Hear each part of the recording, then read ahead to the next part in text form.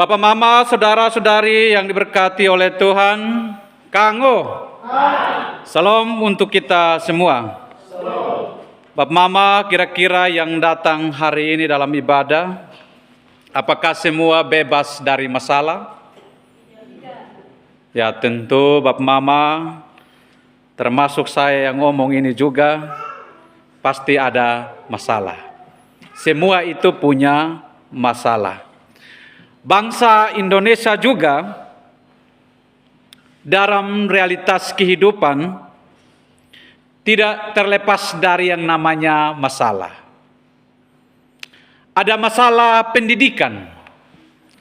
Tidak semua orang punya hak dan tidak semua orang punya kesempatan untuk mendapat itu pendidikan. Ada juga masalah sosial yang terjadi akhir-akhir ini. Kalau Bapak Mama ikuti di YouTube, di berita, bahwa ada pengerusakan tempat ibadah di Padang, di Sumatera. Ya. Anak-anak juga menjadi korban karena ada intoleransi dari pihak-pihak yang tidak bertanggung jawab. Tetapi di bidang medis juga Bapak Mama ada yang namanya stunting juga. Mereka sedang menghadapi masalah, mengatasi masyarakat yang ada dalam persoalan kemiskinan. Ada Gunung Leotobi Bapak Mama yang saat ini juga terus-menerus meletus.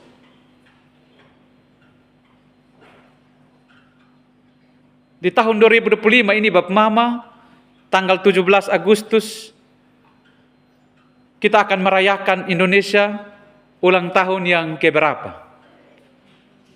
Bapak Mama, yang keberapa? Ya?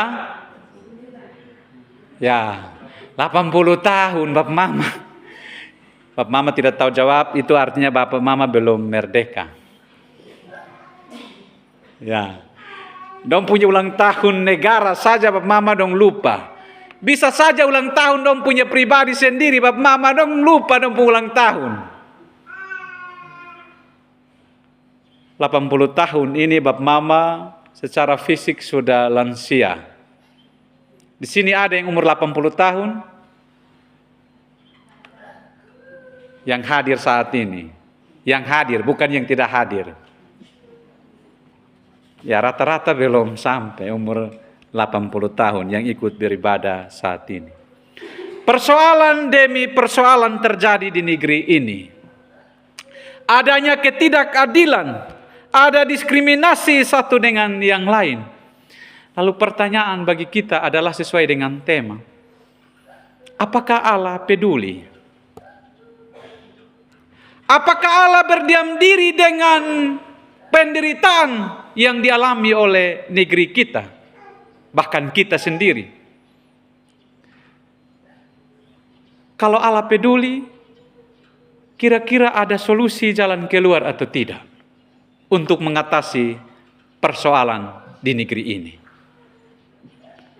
Pertanyaan-pertanyaan reflektif ini Bapak Mama, kita akan merenungkan bersama-sama dalam teks kita saat ini dari Keluaran pasal 3 ayat 1 sampai 17. Musa ini Bapak Mama dia mengalami satu fase yang namanya proses.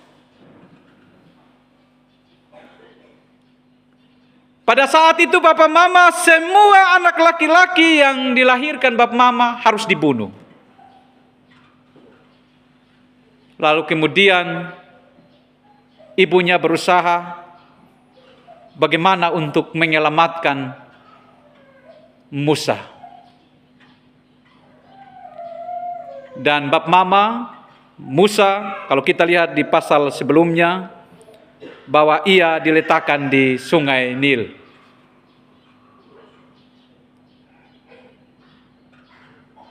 Makanya Musa artinya Bapak Mama. Musa artinya ya diangkut kok, mau diambil dari air kok. Tidak apa-apa. Ya. Musa ini Bapak Mama hidup dalam kehidupan yang sangat sulit.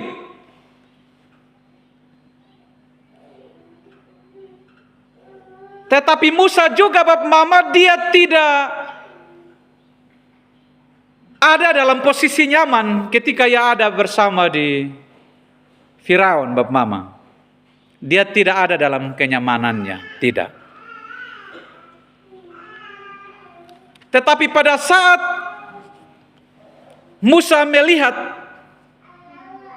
saudaranya, keluarganya ditindas sebab Mama, kalau kita lihat di pasal 2 ayat 11, Musa membela bangsanya, ia lari ke tanah Midian.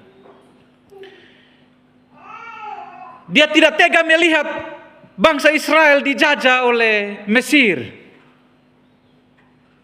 Dia sangat menaruh prihatin, peduli terhadap bangsanya. Makanya Bapak Mama kalau lihat di Keluaran pasal 2 ayat 11. Pada waktu itu ketika Musa telah dewasa, ia keluar mendapatkan saudara-saudaranya untuk melihat kerja paksa mereka. Lalu dilihatnya seorang Mesir memukul seorang Ibrani, seorang dari saudara-saudaranya itu. Ia menoleh ke sana sini, dan ketika dilihatnya tidak ada orang, dibunuhnya orang Mesir itu dan disembunyikan mayatnya di dalam pasir. Ini bentuk satu tindakan kepedulian dari Musa. Musa tidak mau egois. Musa tidak mau mementingkan dirinya sendiri. Tetapi Musa ini peka, melihat realitas kehidupan bangsanya yang susah. Dijajah lagi, dibunuh. Akhirnya dia melihat hal itu, Bapak Mama, dia harus bertindak.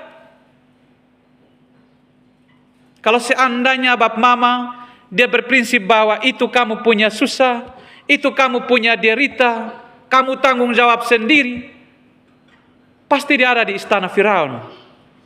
Dia tidak akan peka, tidak akan menolong bangsanya yang tertindas. Karena dia tidak tega Bapak Mama, dia harus keluar dari istana. Dia harus melarikan diri ke Midian. Dan dia membantu keluarga dan sahabatnya yang menderita. Ini kepedulian yang dilakukan oleh Musa ini pertama. Tetapi kedua Bapak Mama, kalau kita perhatikan di ayat 16, ada seorang imam Midian, Bapak Mama, dia punya 7 anak perempuan. Ketika mereka datang untuk menimba air dan mengisi palungan-palungannya, datanglah gembala-gembala yang mengusir mereka. Artinya seolah-olah gembala-gembala yang ada pada saat itu tidak mau supaya imam punya anak-anak itu ambil air dari situ dan memberi minum kepada domba-dombanya, ternak-ternaknya. Musa melihat hal itu, Bapak Mama, dia prihatin, lalu dia tergerak hati, dia merasa iba, lalu dia menolong mereka. Ini 2 hal kepedulian yang dilakukan oleh Musa. Bukan hanya bangsanya sendiri, tetapi dia juga berlaku kepada seorang imam yang ada di Midian. Bapak Mama tahu ketika Musa dipanggil dan diutus, dia umur berapa tahun? Mama ada yang tahu? Pada saat Musa dipanggil dan diutus oleh Tuhan, itu dia berumur 80 tahun pada saat Musa diutus oleh Tuhan. Memang Bapak Mama, Musa mengalami proses yang cukup di istana Firaun Kemudian Musa dibawa menjadi gembala kambing domba selama 40 tahun di Midian. Tuhan membentuk Musa, Bapak Mama, dan memperlengkapi bagi pekerjaan Tuhan. Jadi Tuhan memproses seorang hamba Tuhan itu, Bapak Mama, tidak gampang. Tidak ada yang instan dalam proses Tuhan. Kalau kita perhatikan angka 40 ini, Bapak Mama, dia merupakan sebuah pengujian dan penderitaan. Bapak Mama ingat tentang kisah ketika Yesus berada di padang gurun. 40 hari 40 malam Yesus dicoba, diuji. Artinya bahwa 40 hari 40 malam itu identik dengan sebuah ujian, sebuah tantangan, sebuah penderitaan. Bandingkan 40 hari dan 40 malam Elia berpuasa. Melarikan diri dari Isabel. Yesus juga berpuasa di padang gurun 40 hari 40 malam. Jadi angka 40 ini, Bapak Mama, merupakan sebuah ujian bagi Musa.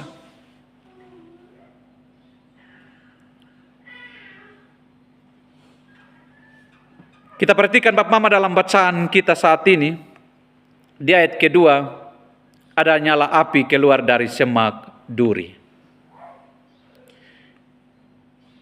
Ketika Musa melihat penampakan malaikat saat itu, bahwa nyala api itu keluar dari semak duri. Bapak Mama, ini Musa melihat hal itu, Bapak Mama, dia tidak pasif. Dia tidak diam. Tetapi kemudian Bapak Mama, kalau kita perhatikan di ayat 3, ia hendak cepat untuk memeriksa. Ya, kata memeriksa ini, Bapak Mama, dia segera untuk cek apa yang terjadi di sana. Kalau orang yang malas tahu, orang yang acuh tak acuh, dia tidak pusing. Tetapi Musa peka, lalu dia cepat untuk pergi memeriksa apa yang terjadi di sana.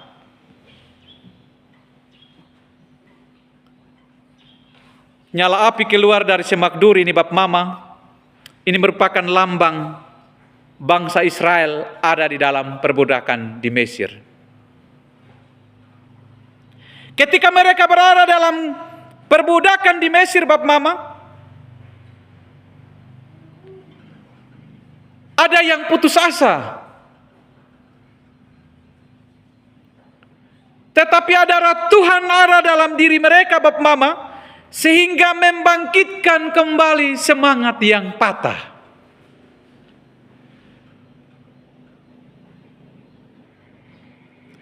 Semakin mereka susah, semakin mereka menderita, semakin mereka berkembang. Jadi semakin mereka dibabat di Mesir, mereka itu semakin berkembang. Tetapi kemudian Bapak Mama, ketika Musa mau berjumpa dengan Tuhan, di ayat kelima bilang, tinggalkanlah kasutmu. Tinggalkanlah kasutmu. Bapak Mama, Tuhan itu suci. Tuhan itu kudus. Jadi orang yang mau datang berjumpa dengan Tuhan itu orang yang harus kudus.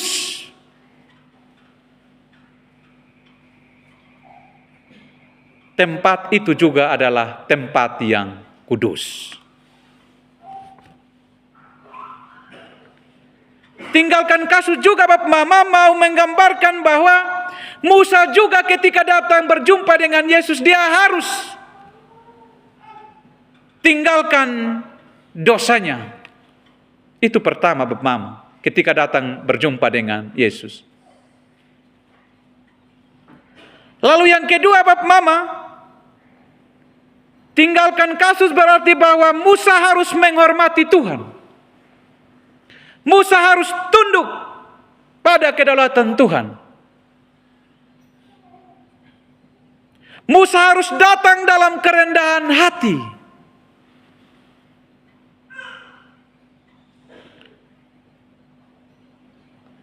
Bapak, mama, saudara-saudari,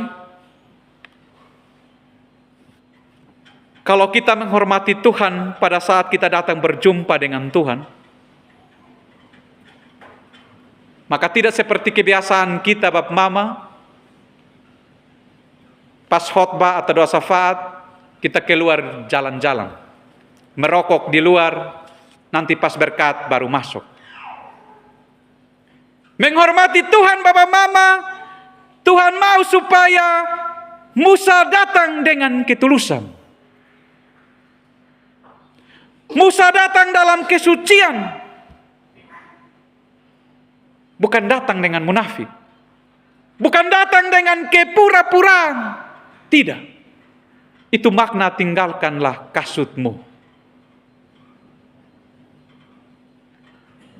Lalu kemudian Bapak Mama, di ayat ke-6 itu, ketika dia berjumpa dengan Tuhan pada saat itu, dia menutup mukanya. Artinya bahwa ketika dia melihat wajah Tuhan itu ada kemuliaan Tuhan di sana.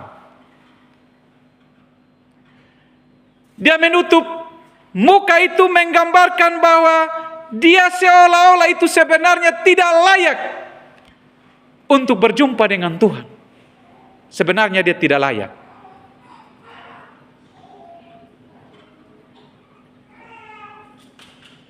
Itu orang datang dalam kerendahan hati, bukan datang dengan keangkuhan.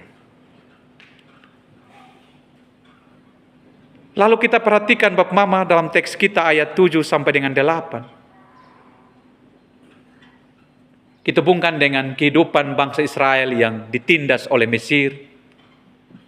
Mereka cukup menderita, Bapak Mama.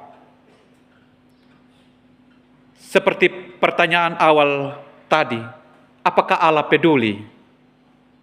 Apakah Allah peka dengan kehidupan penderitaan bangsa Israel? Ya, kalau kita perhatikan di ayat 7 sampai 8, Allah itu sangat peduli. Allah itu tidak berdiam diri, tetapi Allah peduli dengan umatnya. Bapak Mama semua, mari kita perhatikan ayat 7 sampai 8. Yang pertama yang Allah lakukan kepada bangsa Israel adalah Allah memperhatikan. Allah itu memperhatikan. Jadi Bapak Mama, bukan hanya bangsa Israel yang ditindas, yang diperbudak, yang mengalami kesulitan, mengalami penderitaan, tetapi kita semua yang hadir saat ini juga pasti kita mengalami penderitaan. Penderitaan ini Bapak Mama bermacam-macam. Baik masalah ekonomi, masalah pendidikan, masalah sosial. Allah itu memperhatikan kita Bapak Mama. Allah memperhatikan bangsa Israel. Bukan dalam arti Allah tidak memperhatikan bangsa Israel. Lalu yang kedua Bapak Mama, Allah mendengar seruan doa mereka. Allah mendengar seruan doa mereka. Allah mendengar tetapi bukan dalam arti secepatnya atau menurut versi dan waktu kita sebagai manusia. Tidak. Tetapi menurut versinya Tuhan dan waktunya Tuhan.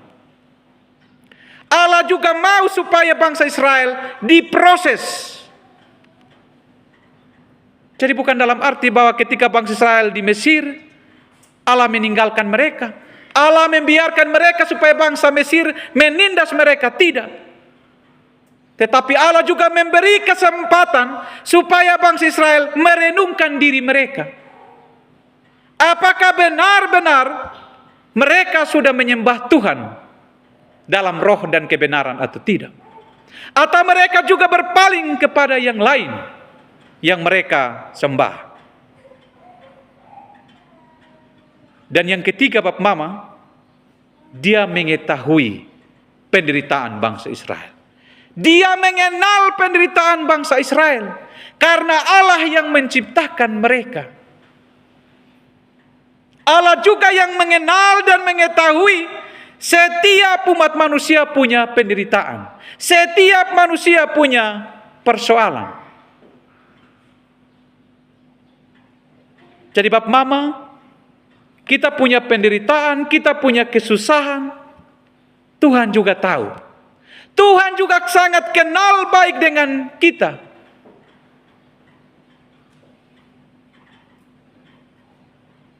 Lalu ketika Bapak Mama Allah sudah memperhatikan, Allah mendengar, Allah mengetahui, apa yang Allah lakukan pada saat itu? Kita perhatikan Bapak Mama, aku telah turun untuk melepaskan mereka. Dia turun lalu melepaskan mereka. Artinya bahwa ada aksi nyata Bapak Mama yang Tuhan lakukan kepada umat Israel. Bapak Mama, terkadang kita hanya sebatas kita kasihan orang. Ya, kita perhatian, sok perhatian, kita mendengar mereka, kita mengetahui persoalan mereka Bapak Mama. Tetapi kadang kita tidak seperti Tuhan yang turun langsung untuk menolong umatnya melalui hambanya Musa. Jadi Bapak Mama, Allah turun langsung untuk menolong umatnya. Bukan dalam arti bahwa Allah tidak peduli. Allah sangat berpihak kepada umat Israel. Sedangkan Bapak Mama, kalau kita perhatikan ayat 10 sampai dengan ayat 17, ini merupakan pengutusan Allah kepada Musa. Bapak Mama, apa respon Musa Bapak Mama pada saat mendengar perkataan Tuhan, pergilah aku mengutus engkau kepada Firaun untuk membawa umatku orang Israel keluar dari Mesir, untuk menikmati itu susu dan madu di tanah Kanaan.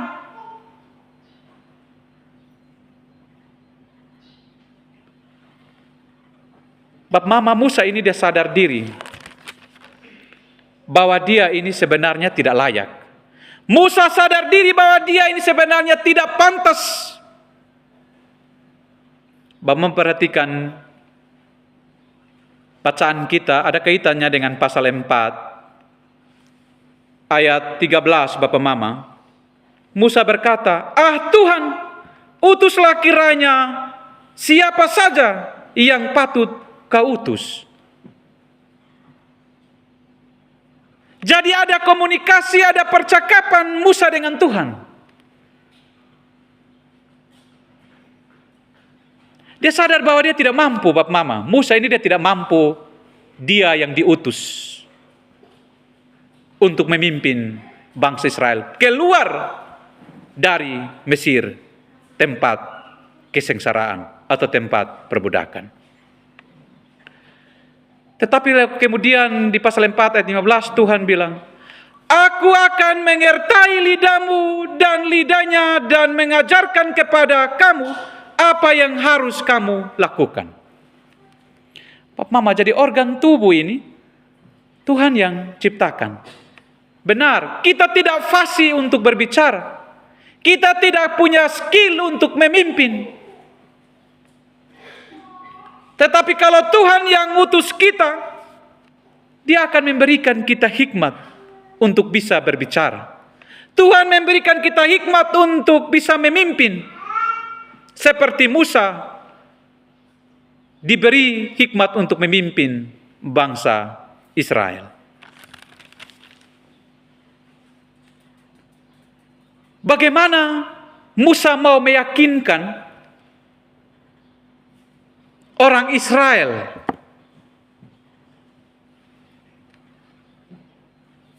bahwa Musa itu adalah pemimpin mereka? Lalu kemudian Bapak Mama, Allah memperkenalkan dirinya kepada Musa dalam bacaan kita ayat 14. Aku adalah aku.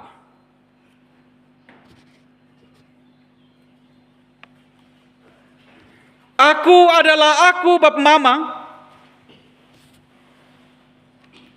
menunjukkan tentang kemahakuasaan Tuhan dalam kehidupan umat Israel.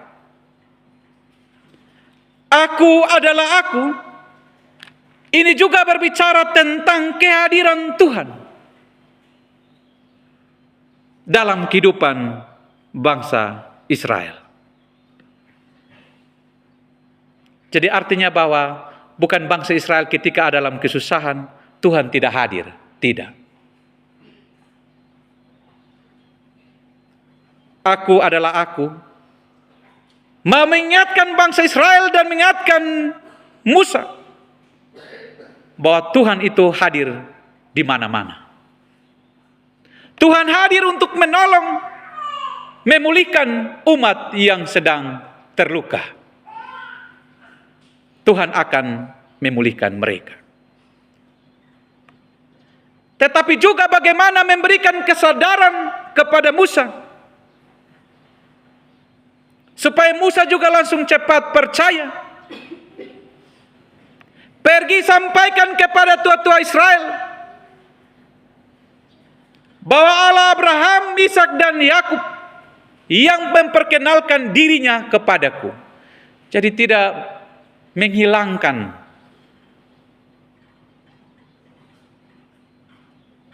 jadi lewat ini Bapak Mama,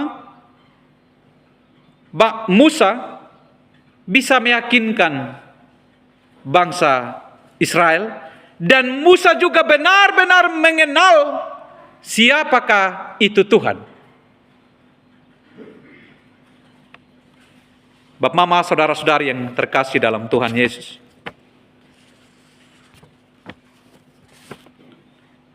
pesan firman Tuhan bagi kita ada dua. Yang pertama, hidup merdeka untuk memberkati. Semua sudah merdeka atau Bapak Mama? Semua sudah merdeka. Merdeka itu artinya bebas. Kita tidak diikat, kita tidak dijajah, kita sudah terlepas. Oleh karena itu Bapak Mama, kemerdekaan kita di dalam Tuhan berarti kita harus memberkati orang lain. Allah menghendaki agar Musa jangan hanya memperhatikan atau urus dirinya sendiri, tetapi di dalam kemerdekaan yang dialami oleh Musa, dia harus menolong bangsanya, yaitu bangsa Israel. Yang kedua, Allah yang mengutus, Allah yang menyertai. Semua yang ada pada ibadah saat pagi hari ini Bapak Mama, kita semua itu diutus oleh Tuhan, ada di setiap ladang kita masing-masing. Amin kok Bapak Mama. Jadi jangan bilang hanya pendeta saja yang mengalami pengutusan. Tidak. Yang ada di kesehatan, di sekolah, yang ada di pasar, yang ada dalam pemerintahan Bapak Mama, Allah mengutus kita. Apa yang kita harus lakukan di ladang kerja kita masing-masing? Ketika Bapak Mama melihat ketidakadilan yang berlaku, ketidakjujuran, ada diskriminasi di tempat kerja, ada yang cari muka Bapak Mama mau dapat jabatan. Kita muka sudah ada, tapi kenapa kita cari muka lagi? Lalu kita mengkhianati teman kerja kita sendiri. Kita bikin susah kita pun kawan kerja sendiri, hanya karena kepentingan. Allah mengutus kita Bapak Mama, saya dan semua, untuk memperhatikan dan tidak menutup mata terhadap hal-hal yang tidak benar. Tugas kita Bapak Mama, kita harus menjadi garam dan terang dunia. Itu artinya bahwa kita harus memperbaiki masalah-masalah sosial yang terjadi dalam kehidupan kita. Tetapi ingat Bapak Mama, utamakan dulu di dalam rumahmu. Kalau ada masalah sosial yang terjadi, misalnya ada kekerasan, pulihkanlah dirimu dulu, baru pulihkan orang lain. Jangan sampai dirimu belum berpulih dari persoalan, kamu cepat sekali memulihkan diri orang lain, padahal dirimu masih terluka. Dan yakin, percaya bahwa Allah yang mengutus kita di ladang dan pekerjaan kita masing-masing, Allah juga akan mengertai kita Bapak Mama. Yang penting, yang benar tetap benar, yang salah tetap salah. Tuhan memberkati firman-Nya. Amin.